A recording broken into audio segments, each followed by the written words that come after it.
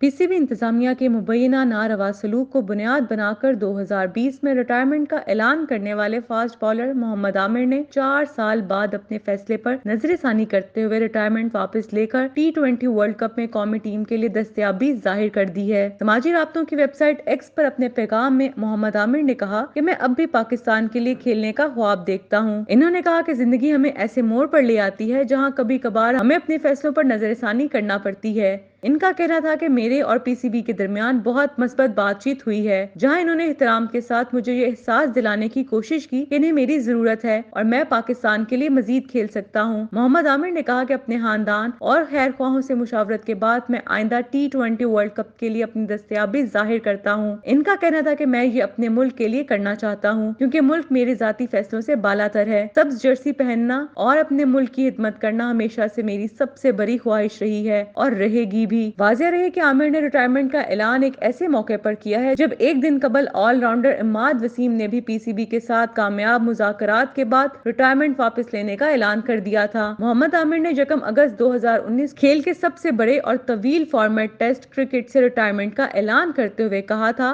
कि वो वनडे और T20 क्रिकेट पर तवज्जो मरकूज रखना चाहते हैं। ताहम टेस्ट क्रिकेट से किनारा कशी को भी 1 माह का अरसा भी ना गुजरा था कि आमिर ने एहतजाजन इंटरनेशनल क्रिकेट से भी रिटायरमेंट का ऐलान करते हुए कहा था कि वो मौजूदा मैनेजमेंट के साथ क्रिकेट नहीं खेल सकते।